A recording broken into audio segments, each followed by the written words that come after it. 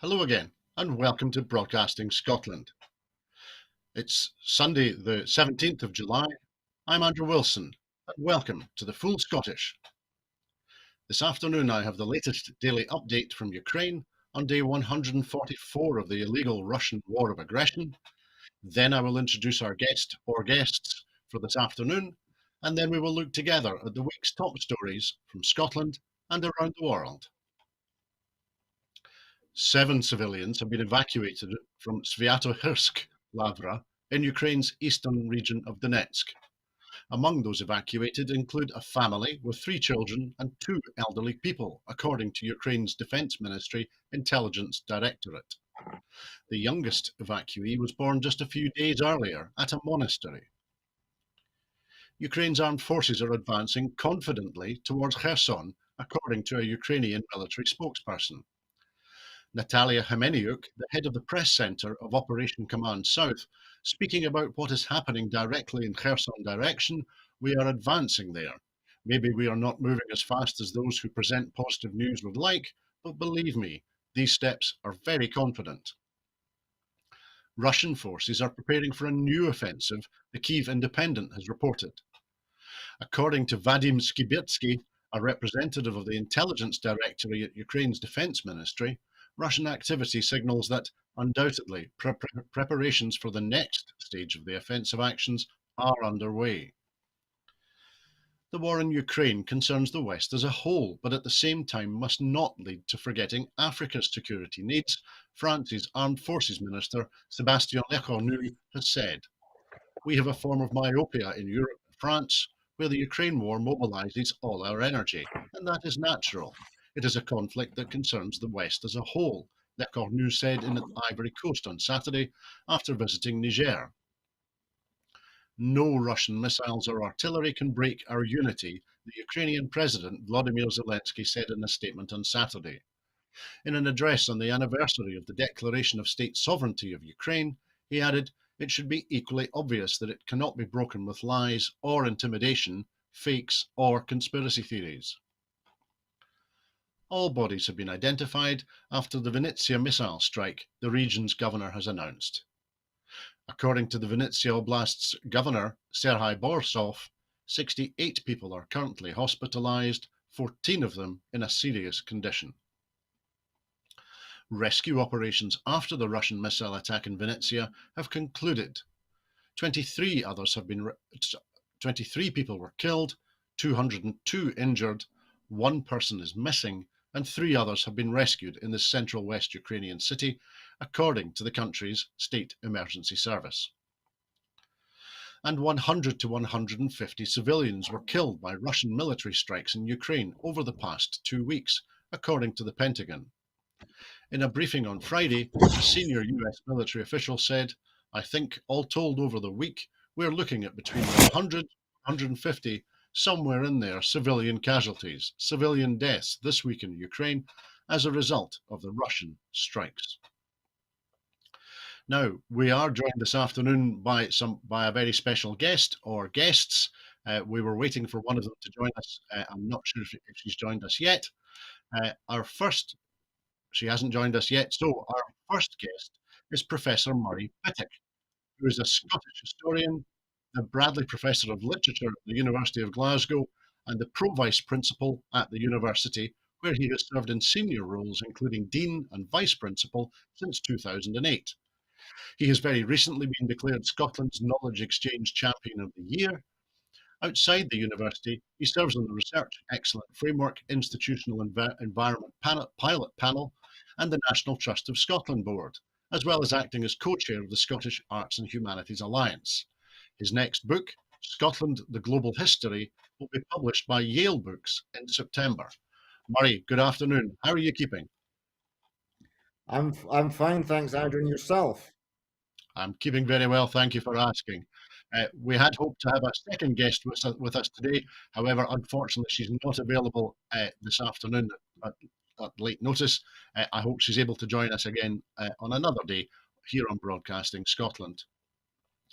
So, Murray, firstly, On Broadcasting Scotland, we report each day on what is happening on the front line and behind the lines in the war being waged by Vladimir Putin against the people of Ukraine.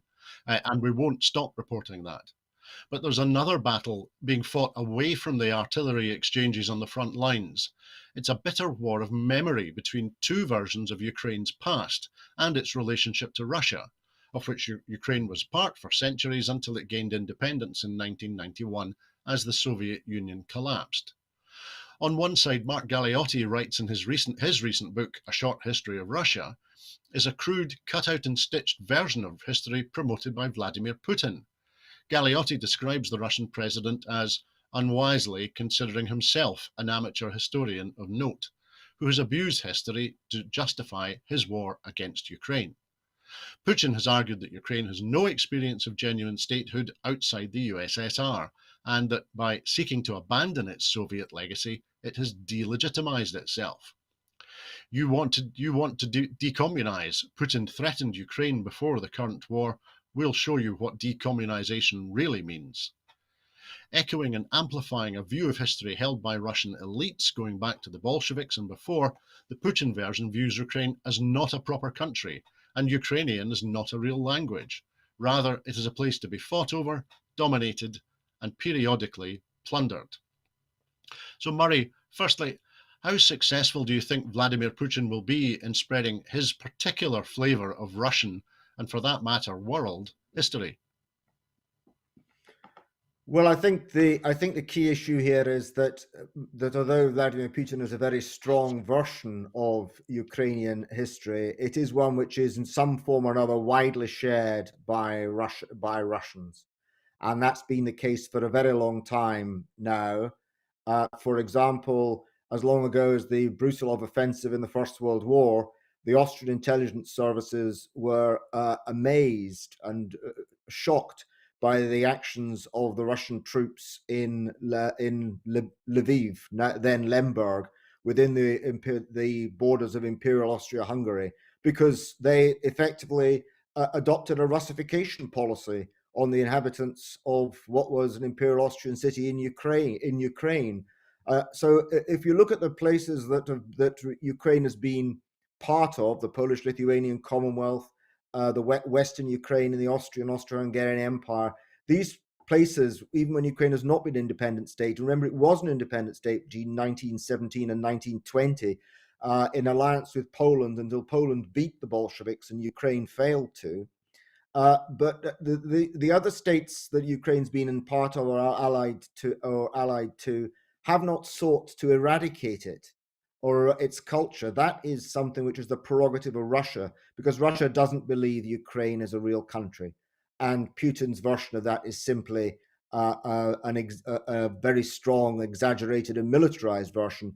But it echoes a great deal of the existing prejudices of the Russian popular opinion. Thank you, Murray. I knew you'd be on top of the subject, and I'm very grateful to you for being with us today to help us with this. Uh, Thinking more widely for a moment, how important is it to recognise and to protect a people's history and their culture? Well, one of the key reasons why people want to eradicate a culture or ignore it is because they feel threatened by it, or they see it as a means of national survival. Uh, uh, Cultural memory, one of the reasons, of course, the arts and humanities is very important. Cultural memory is composed of history, heritage, what Michael Billig called 25 years ago banal nationalism, how we experience our own culture from day to day. So the eradication of that culture is something which is designed to destroy it, or to minimize it for a particular reason. And that reason is nearly always to minimize its importance in the eyes of those who belong to it, and as an outcome born of the fear and hatred of those who want to destroy it. Those are very strong words, but that is, I fear, the case. We need to respect people's cultures and the way they want to live, and telling people they're not a real country doesn't evince that respect anywhere in the world, including Ukraine. That's a very good point, Murray. It could very well be argued that there are comparisons between the disrespect and the manner in which Ukraine's history is being ignored or dismissed by the Russians, and some of the messaging that we hear perhaps from time to time from those who would seek to perpetuate the current Treaty of Union between Scotland and England. Thinking perhaps from our perspective, how do you think, how best do you think that we can protect a people's history and a people's culture? Well, we need to ensure that there is both education and debate. I mean, I'm on record as saying, I mean, I think although there's more Scottish history in schools than there used to be, and a bit more Scottish literature, it's still a bit hit and miss, and we still haven't crossed the bridge where people understand their culture. Students still come to university to study Scotland, and they've no idea really what they're studying. They feel they've been deprived of something, and they're encountering it for the first time. But at the same time, one of the products of being ignorant of our own history is to have a conspiracy theory vision of it. And there's no good pretending that Scotland's in some kind of Stockholm syndrome. Scotland is an agent and an actor. It's been guilty of historical injustices. It's been part of historical injustices carried out by others. It's a normal country, and we need to have that understanding of ourselves too. So to know your history and culture is not just to celebrate it. It's also to be conscious of how it interacts with other histories and cultures, and its limitations and failures, as well as its great successes. In Scotland's case, it has to be said that the successes are enormous.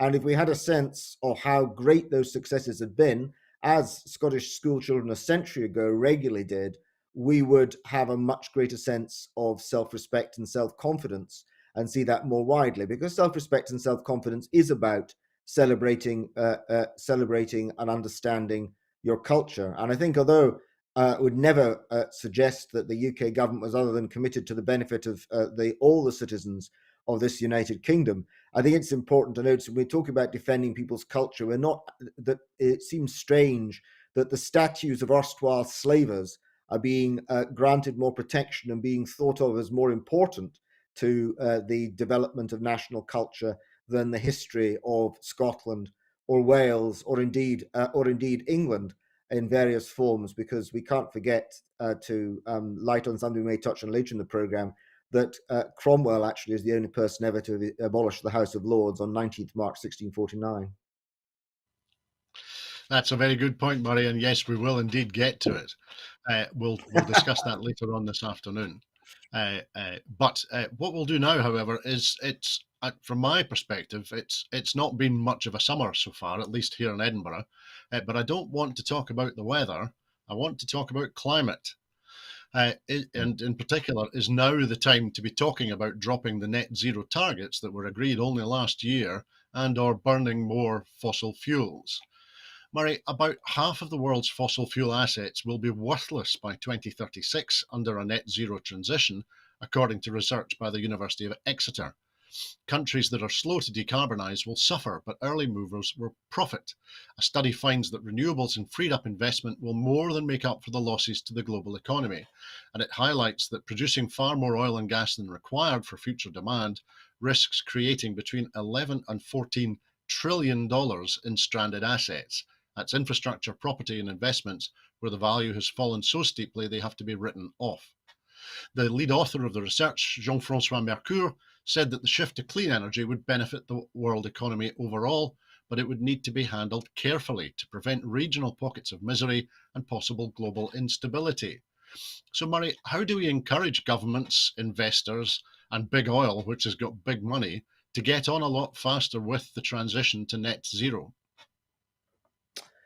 So I think we have to have, and this is a huge question, a much more fully integrated policy than we do. It's been pointed out this week that, for example, giving a further 10 pence off fuel duty, apart from its impact on carbon costs, could more or less pay for people to travel free by public transport.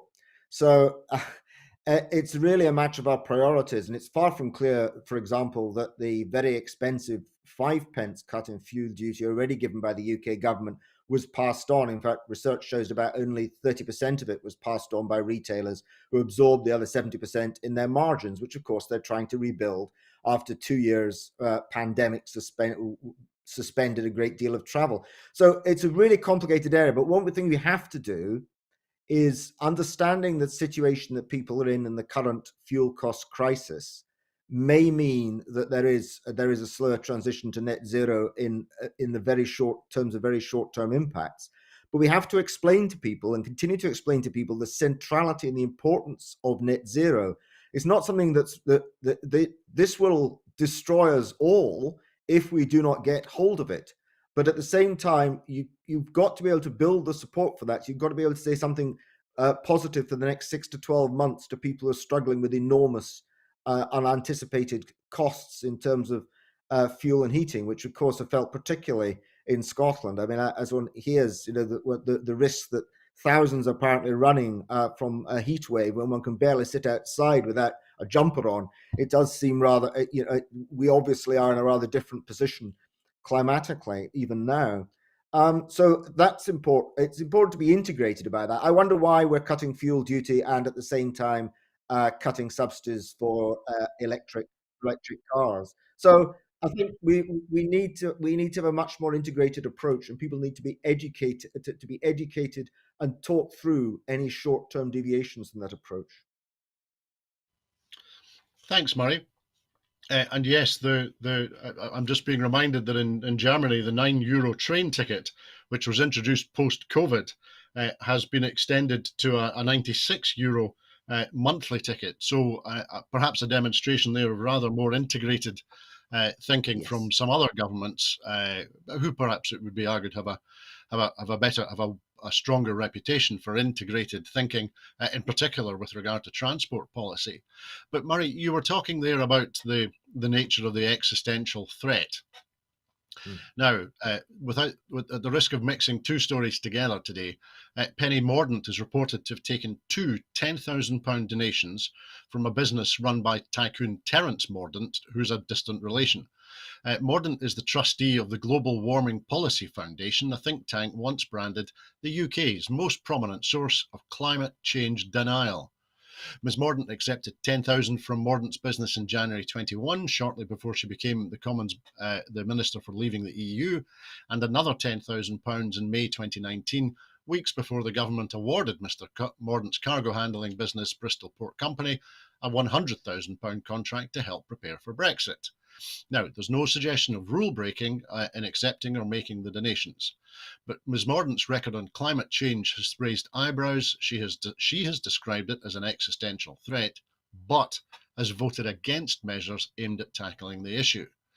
So, Murray, do you think that climate change deniers and those who they fund are going to make headway in stopping or slowing down the transition to net zero by using the current Tory cost of living crisis? I think that there is no doubt that it's an opportunity for them.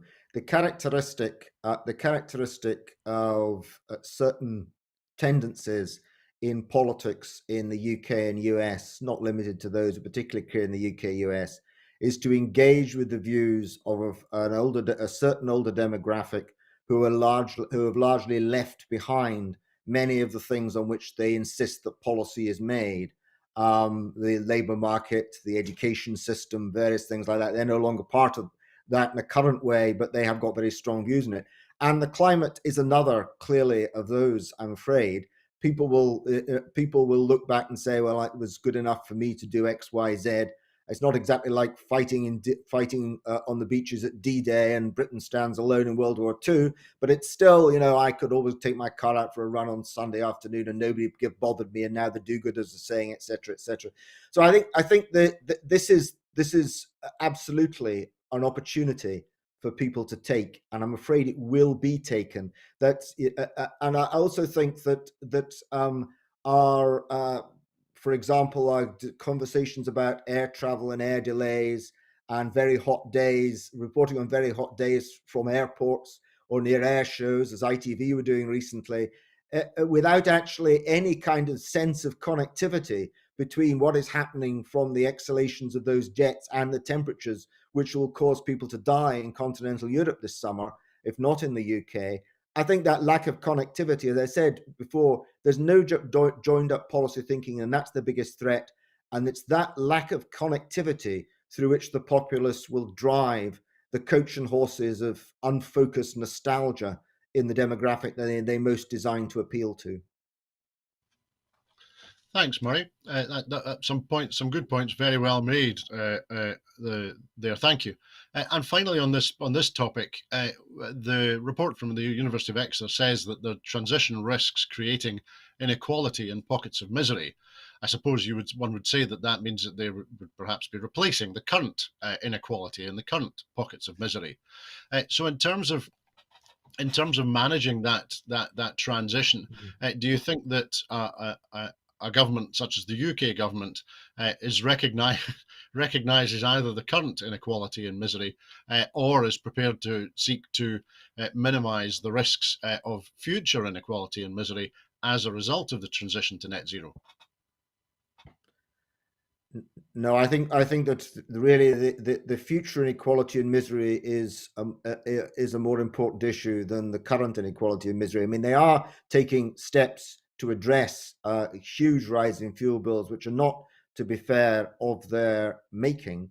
But at the same time, one of the key thing is that these are currently in the form of temporary direct subsidy rather than structural change in the market or help with things like insulation. So say it's a non-connected policy to give people £650, £400, whatever it is, to meet their fuel bills is important. It's a nice headline, but it does nothing for policy and consistency in the longer term. And in the longer term, increasingly, people will say, perhaps not yet official people of government, but people allied to it in some of its fan organs and fan journalism sites, they will say things like, well, this rise in bills is not only because of the climate change levy, it just shows the trajectory that we'll be on if we continue to net zero on this ambitious time frame. And who says that net zero is a good thing anyway? I'm afraid that I can see this coming as long as we don't have joined up a consistent policy and a firm view by government engaging with people, helping people forward, but at the same time trying to achieve net zero, then I'm actually quite fearful. I take just one example, which is at the one hand, we have councils. It's not just a UK government issue. We have councils all over Scotland continuing to promote out of town developments, which will drive traffic, while at the same time preventing cars entering city centres. So that's a contradictory point.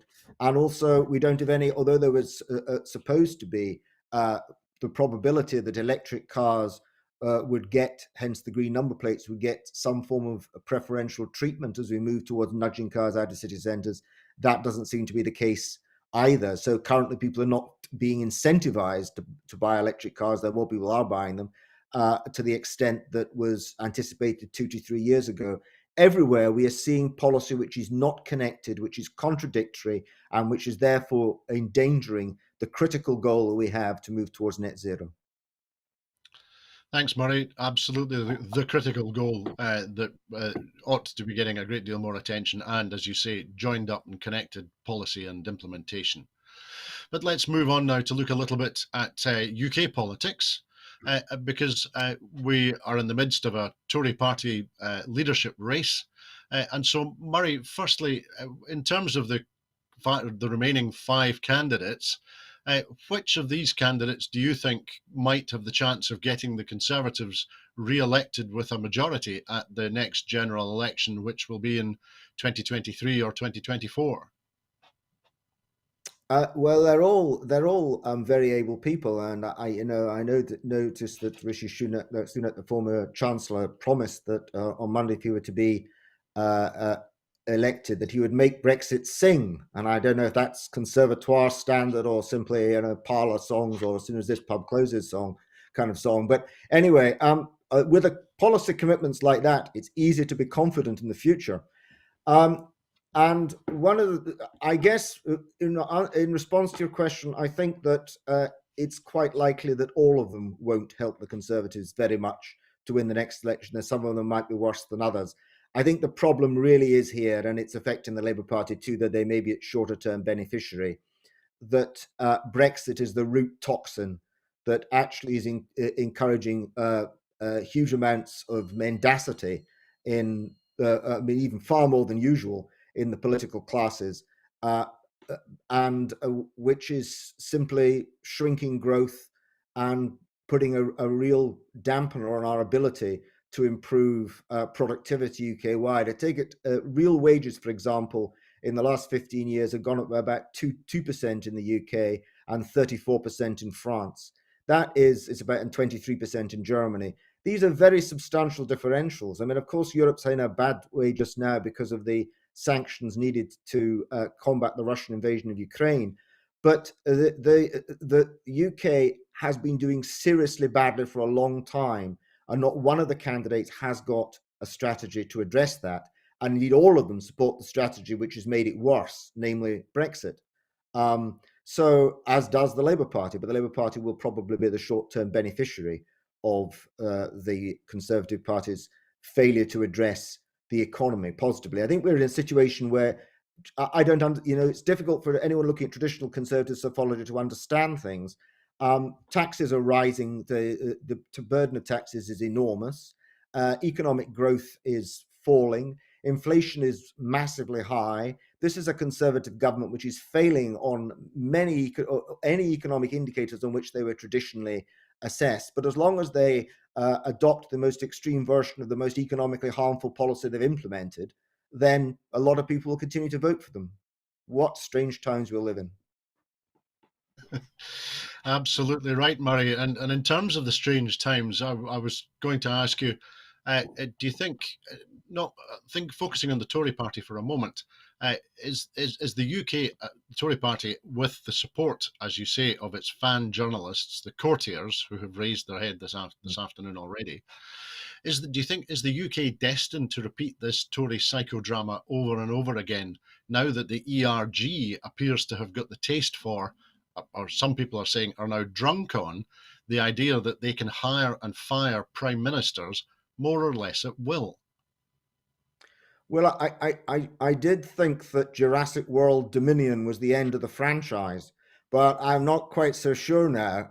This we could be back to the future in a very serious way. If one thinks about it, it's not actually since John Major that a Conservative Party leader left office in the normal way, that is, after losing an election. So quite clearly, nobody will deliver the perfect Brexit which apparently is still to be delivered, that is desired by the ERG and its allies, and therefore everyone will be vulnerable, and they'll be vulnerable to the electorate too, because obviously they're not delivering for the electorate. And but as it seems, economic failure doesn't matter if there's a holy grail to be pursued. We are really talking about this as a religion rather than as politics, and that's really scary, because when religion gets into politics, like when ideology gets into politics, really bad things start to happen, both to people who are unanticipated and anticipated consequences. Thanks, Murray. You're absolutely right. And of course, as we know, David Cameron was fired between general elections, and Theresa May and Boris Johnson were both hired and fired between general elections. So Yeah. does that suggest that the whole notion of general elections making any difference, does that just make it a nonsense? Well, it doesn't make a nonsense because of the constitutional theory behind it. But I think Boris Johnson, people, when he said, I've got a mandate in the last couple of weeks, shouldn't take that mandate away. What I'd say is that he wasn't quite so, I wasn't quite so dumb, if you like, as it sounded, or illiterate constitution as it sounded, because there is a sense in which, with a different leader, the Conservatives would not have won an 80-seat majority in 2019, and that now a very small number of disproportionately right-wing people are going to choose who is the next leader of the Conservative Party without putting it to the electorate. I very much have to say, although I understand why it was done, I can't approve of actually having a TV debate with candidates where people, the electorate, can't vote, because it gives the illusion of a democratic choice when there is actually a democratic choice. In the 1970s, people used to say that having Labour activists voting in the leadership college elections would create, as it almost did, radical, and sometimes did do with the changes before Corbyn was elected, with radical left-wing leadership. But they don't seem to say the same thing about conservative members. Conservative members are to the right of the members of Parliament, and they want a candidate to the right, and that is what they will be voting for very soon now. Thank you, Murray. And that was actually that I was going to ask you about that. And now I appreciate that you're not a professor of constitutional law, but I do value your view on this very highly. In terms of the constitution of the UK, is this apparent current construct? We have an elected king appointed by a very small number of very right-wing Tory MPs, and the same could be argued at the opposite extreme, as you say, under a Labour government or Labour administration. In terms of the constitution that we currently have in the UK, which is creating this appointment of an elected king by a small number of extreme MPs, is that constitution fit for purpose in the 21st century? Well, I think just as Scotland has experienced different unions in the course of the union, so the British Constitution, which allegedly has been going since Simon de Montfort was a boy or Alfred burnt his first cake, has in fact changed enormously over the period in which it's celebrated. And some things which seem, and one of the paradoxes of it is that the things which were anti-democratic or seemed anti-democratic, when they were removed, actually helped to destabilize the constitution and make the process less democratic. So the idea, first of all, that the Conservative leader was as recently as 1963 with Alec Douglas Hume chosen by the men in grey suits recommending him to the Queen, and therefore the Queen officially chose him, that was very anti-democratic. And likewise, it was less democratic, but still arguably anti-democratic, when MPs chose the Conservative Party leaders they did from 1964 on. But actually, the trouble is that the outcomes were probably better, because you got somebody who is middle of the road and Butzkelite, of course, as the 1960s phrase put it, and didn't offend the overall consensus of establishment politics. Of course, that has its limitations. Of course, you don't get mold breakers. But the trouble is that if breaking the mold comes about by promising the impossible to engage the electorate and tickle the fancy of the ERG until they get disappointed with you, then actually you're not going to be able to make any kind of sensible policy at all. There is a good argument for consensus, and actually making the process more democratic in this case. It's not the only case in which the constitution has become more democratic and less democratic as a consequence, has had the effect of making politics more extreme, as it had to some extent with the ways of electing the Labour Party leader once that moved outside the sphere of members of Parliament. And the same thing is also true in spades of the House of Lords, which was in a sense more of a check and balance, as it traditionally was in the Constitution, when it was composed of hereditary peers which were not manufactured in large numbers by the House of Commons. So it's a strange thing to say. I'm a supporter of democracy, but because there isn't a written constitution and there aren't properly separated powers, the notion of the constitution has been perpetually undermined by making it more democratic, which in fact has been a process whereby power goes straight to the executive increasingly, and to that special pressure group. In the case of the Tories, the ERG, who holds that executive hostage. Thank you, Murray. That was a fascinating analysis. Thank you. And you mentioned the House of Lords there, but let's look at that next. Because on Monday it was confirmed that Boris Johnson would be going ahead with a reportedly long list of knighthoods and other appointments to the House of Lords on his departure as PM. There is speculation that he is to make Nadine Dorries a dame and that he's planning to give his father a knighthood. This after he was forced from his post by his own party for corruption and lying. These rumours have already produced a mild outcry. Of course they have. It looks corrupt. Johnson, of course, would be capable of curdling the cleanest institution. But this time it's not all his fault, because resignation honours are a tradition that simply breeds cronyism. A similar outcry happens on the dot with every departing Prime Minister. The otherwise scrupulous Theresa May gave her brace of sycophants and failures, handing out peerages like sweeties to the same Tory advisers who got us into the Brexit mess, as the SNP MP Pete Wishart put it at the time. The real problem with designation honours, besides making the country look like a medieval laughingstock, is that they reward all the wrong things. In this way, this honour system might be said to act as a motivator for the nodding dogs in government who might otherwise have turned against an incompetent master long ago. It jams up the system. Doris never wavered. Even when all of her colleagues, or most of her colleagues, resigned en masse, she looked ridiculous, perhaps, but maybe you could say there was rhyme to her reason. Now she will probably get a valuable reward, something that will add pomp and gravitas to whatever the hell it is she does next. So, Murray, firstly, what do we do with a country that appears to revel in the role of being a medieval laughingstock around the world? So, I mean, earlier on I said Cromwell was the only person to ever abolish the House of Lords, and it was abolished for 11 years between 1649 and 1660 in England.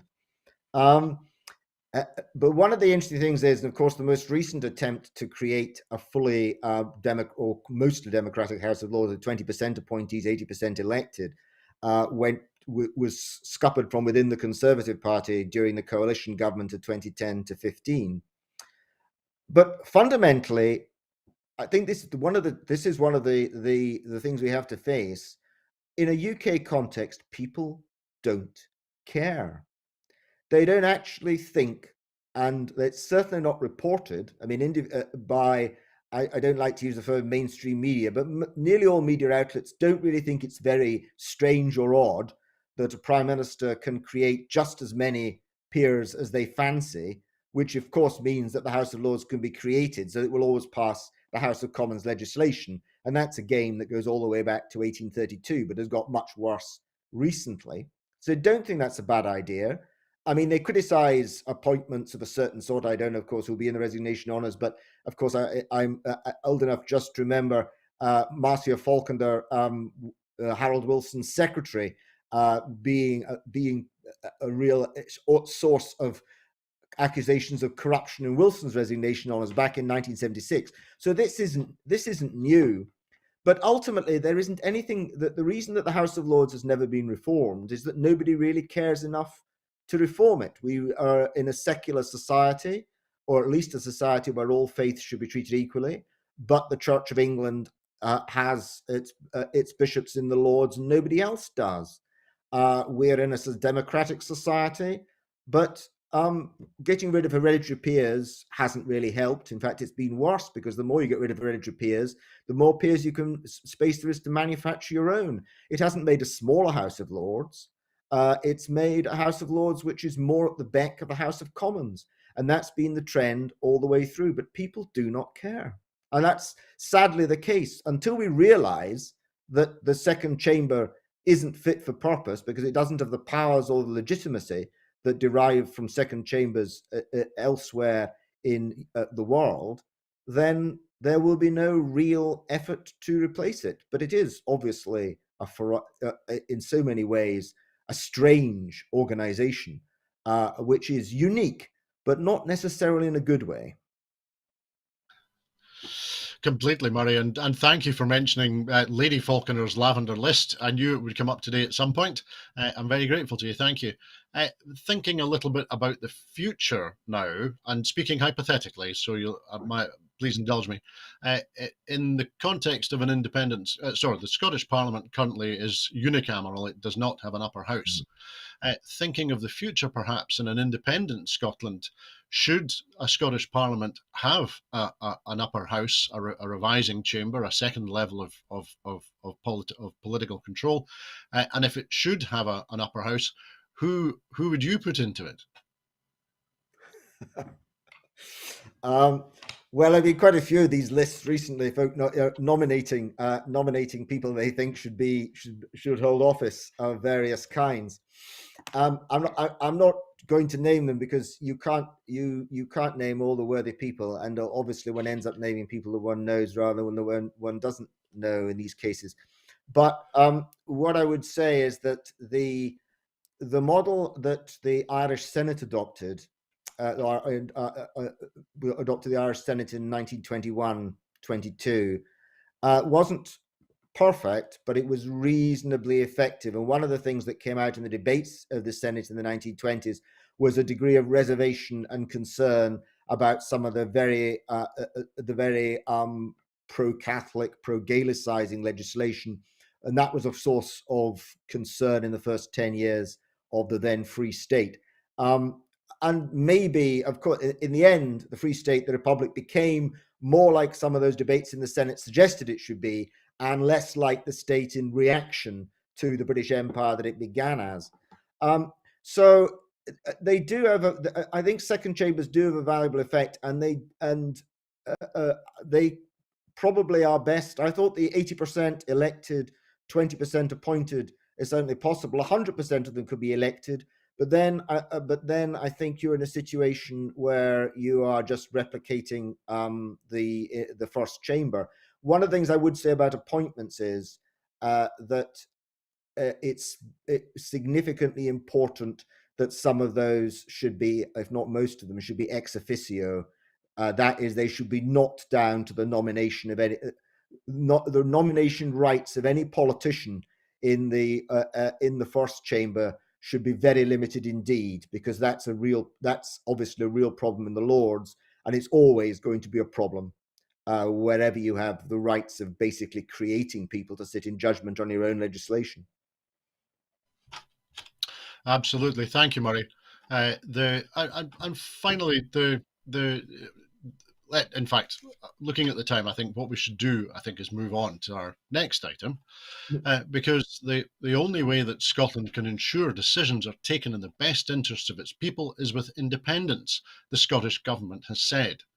It comes as the government published a new document in its Building a New Scotland series called Renewing Democracy Through Independence. The document has several sections, including some called Scotland's Place in the UK parliamentary system, and Scotland's right to decide. The aim of the Building a New Scotland series is to give the people of Scotland the information required to make an informed choice on our future, the executive summary of the document says. The paper sets out the Scottish Government's view and the evidence supporting it that independence is the only realistic way to renew Scotland's democratic institutions, respect the voice of the people of Scotland, and secure Scotland's democratic future. It continues, the paper rests on the fundamental belief that decisions about Scotland are best made by the people who live in Scotland through our own independent parliament. Speaking at the launch of the document at Bute House, the First Minister said the document exposes the significant and increasing democratic deficit that Scotland suffers as part of the Union. It shows that far from being abstract, this inbuilt deficit has real-life consequences for individuals, families and businesses across Scotland, from the impact of austerity to the implications of a Brexit we did not vote for. So, Murray, thinking more widely for a moment, the deputy leader of the London-based Lib Dems in Scotland, Wendy Chamberlain, said, "It's strange to read a document that declares that devolution has been good for Scotland and then announces its author's intentions to throw away the benefits of pooling and sharing that we get from being part of the wider UK." Now, Wendy Chamberlain didn't go on to say what those benefits are, but maybe you can help me identify some. Any? Well, undoubtedly there are times when it would have been challenging, as in 2008 with the big banks, for an independent Scotland to bail out very large companies and organisations. And there is an argument that in these cases, the broad shoulders of the United Kingdom can produce an appropriate level of support and response. I think the issue, however, is a slightly different one. The issue of the democratic deficit is is not the same at all. That argument was first made about democratic deficit by the Labour Party in the 1980s. So in a sense, it's a very old argument. The fundamental argument is that Scotland has no access to democracy in the Union, in the sense that it always gets governments it doesn't vote for. And although the latest paper of the Scottish Government says that it hasn't voted for a government that was elected in Westminster for 70 years, Conservative government in Westminster for 70 years, that itself isn't quite the case, because in the 1955 election, that the Unionist majority in Scotland was significantly composed of Liberal Unionists and non-aligned Unionists, as well as people who might align with the Conservative Party. So the democratic deficit is the issue, which means that any principles of sharing are suspect and inequitable, because they'll be informed or compromised by political priorities. And a situation where, for example, as is now the case, where the UK government seeks to legislate and distribute UK monies on devolved issues, simply means that unless it's very carefully handled, you'll have situations of replication, duplication, and waste. Because the whole idea of devolution was an idea of respectful partnership. That was the language of David Cameron, after all, and a language whereby the Scottish Parliament and government in the end was restored, and where only a relatively few things were effectively reserved to the UK government. But the implications of Brexit and the ultimate sovereignty of Westminster are always to central all power, or as much power as can be gained in the UK. Scotland isn't alone in suffering a democratic deficit there. The majority of people in Northern Ireland have only a month ago voted for pro-protocol parties, and they expressed pro-protocol views, and they're being told basically that the protocol's a disaster because the DUP have said so to the Conservatives. So democratic deficit is a real problem, and it is undermining the fabric of our democracy. It's got nothing to do with the principle of sharing. And I think the trouble with those who talk about that this document overlooks the success of devolution. There have been successes of devolution. The issue is there is now a risk of their being reversed. And the key issue, and it's an issue that goes well beyond the Conservative Party, because Labour have not shown themselves very interested in democracy in these areas either, is that there has to be a step back from the illimitable sovereignty of Westminster for any kind of confidence in partnership and sharing to be restored across the UK. And that's something we're not seeing from any political party in Westminster, because once again, that root Brexit toxin is all about the ultimate and total sovereignty of Westminster, a kind of fantasy of 1688. And it's not true, of course, but it's the way that they want to work and function. And that means that partnerships and compromise are alien to the language of government. And they're now as alien to the Labour Party as they are to the Conservatives. I recently saw, I think, Lisa Nandy, forgive me, that may be the wrong person, I think it was Lisa Nandy, say they were going to campaign for the Union unconditionally in the event of a border poll in Northern Ireland. But that isn't, of course, what the Good Friday Agreement says in 1998. So people simply are not briefed on actually what has been signed up to and agreed to as an international treaty. In these circumstances, it's very difficult to talk about sharing and broad shoulders, because there is an erosion of trust and an erosion of democracy, and that is the democratic deficit facing us today. That's an interesting point. Diverting for a second, your point about the briefing of the political leaders is a good point. I was being told of the meeting between Dominic Raab and the Lord President of the Court of Session recently, at which Dominic Raab's opening was starting to talk to the Lord President about the role of the Magna Carta in Scots law, and the meeting apparently went downhill from there. I'm also told that Dominic Raab introduced himself saying, "Call me Dominic," to which the Lord President replied, "Call me Lord President." But we'll move on, because in terms of this, the building a new Scotland documentation, do you think this approach that we're seeing from the current Scottish government, a series of well-written, thorough documents, and which it seems unionists don't have any answers to yet, do you think that this approach, which is different to the last documentation approach in the last independence campaign. Do you think it is? Do you think it's a stronger basis for an independence campaign, or is it too worthy? Is it too legalistic for voters and for people? It's good that it's got an executive summary. I think documents without executive summaries are really hard work, even for people who are anoraks. But I think that it's very important from the Scottish Government's point of view to be able to communicate and to communicate with a wide audience. That is more easily said than done in a highly fragmented media landscape with a lot of entrenched voices who are not really representing the balance of opinion in Scotland accurately. But nonetheless, it's important that it's socialized, and the arguments in these documents are socialized at every opportunity, because there is a risk, of course, that they could wither on the vine. So they must be dynamic and dynamically used, and their points must be put across. You know, I mean, I'm not advising the Scottish Government at all on this matter, but you know, it's a lot of other political parties would integrate this kind of thing in the line that was pushed by their spokespeople when they were interviewed. So I think that's certainly one thing the Scottish Government could consider. And I don't see that, although of course it's very early days then in the second document, I don't see that yet happening. The democratic deficit argument was really well used by the Labour Party in the 1980s. And I think anyone who thinks that the Scottish Government are out on a limb here would actually do well to read the Claim of Right. It seems to me that many of those who signed the Claim of Right, which of course was not really signed by nationalist members or nationalists at all, were signing up to something which is identical to what is in Nicola Sturgeon's document. And they were Labour and Liberal members. So I think we need to be open and above board and balanced in discussing how a democracy is functioning. I think it's very difficult to say that this democracy is currently functioning very well. Thank you, Murray. Two particularly sage points there. Learn the lessons of the 1980s, and I think I did, and read the Claim of Right. Two great points. Thank you, Murray. Because unfortunately, that's all that we have time for this afternoon.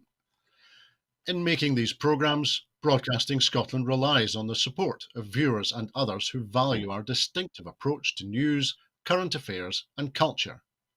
Please help us to continue to make these programmes, to continue to develop the station, and to make new programmes for you. If you would like to support us, then please consider subscribing or donating to Broadcasting Scotland. You will find the link to do that on the screen now. There are other ways in which you can also contribute to our work. If you would like to volunteer to work with Broadcasting Scotland, either behind the scenes or in front of the cameras, or in any other way that helps our work and promotes the station, then please visit our website at www.broadcastingscotland.scot and send us a message there. You can find us on Twitter at BroadcastScot. Please like and retweet us there, and you can also find us on Facebook by searching for Broadcasting Scotland. When you're watching us on YouTube, it would be great if you would like and subscribe to Broadcasting Scotland on that platform. Meantime, we will be here again on Monday evening with the next edition of Scotland at 7, so please tune in and join us again then.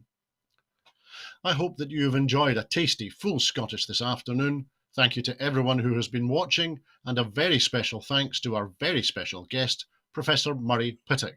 Thanks, Murray. Thank you. Thank you. I'm away to order Murray's new book, Scotland, the Global History. And for everyone else, please have a very peaceful weekend. Bye-bye. Thanks, Andrew. Thanks, Andrew.